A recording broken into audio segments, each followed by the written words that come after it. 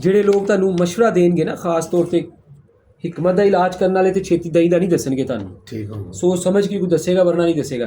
ਜਿਹੜੇ ਉਸ ਤੋਂ ਇਲਾਵਾ बड़े समझदार और सियाने अपने आप ਨੂੰ समझते हैं ना बड़े बड़े, वो दही क्यों दस ਦਿੰਦੇ ਨੇ ਇਹਦੀ वजह पता है? किसी भी पेशेंट ਨੂੰ कह दे दही खा ला, ਉਹਨੂੰ पता ही नहीं कि अगले बंदे ਦੇ अंदर पहले खुश्की तजाबियत बहुत ज़्यादा और दही भी एक तजाब है। हाँ जी, जिवें जिवें रखो खटास ਵੱਧਦੀ ਜਾਂਦੀ है ना और एक तजाब की तरह बन जाता हो। लेकिन खटास वाली चीज़ का एक मिजाज है, ਉਹਦਾ मिजाज बहुत हैवी खुश्क ते सर्द हो जाता है, यानी कि खुश्की ते सर्दी दोनों चीज़ों के अंदर ठंडक ही पाई जानी है।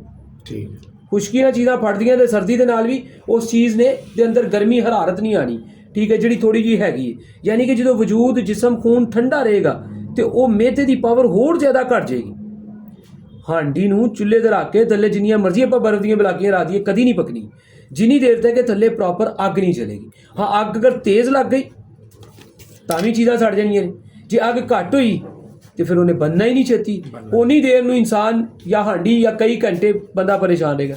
इस तरह इंसानी जिसम के अंदर हरारत कायम करनी है, वो एडी ज़बरदस्त मोतदिल कायम होए कि गज़ा जाए और अपने टाइम के मुताबिक 10 मिनट अद्धे घंटे से डाइजेस्ट हो जाए। हुण दही खा 4 महीने दही खाधी ना तुसीं, हाँ जी, 4 महीने खाधी एक मुआलिज के कहण ते, हाँ जी, चाहे एलोपैथिक का इलाज करने वाले ने, उन्होंने दही तुहानूं इसलिए दसी क्योंकि दही के बारे उन्होंने कभी पढ़िया नहीं कि इहदा मिजाज की है, पेशेंट का मिजाज की है, उन्होंने चुप करके कहता दही खा लो।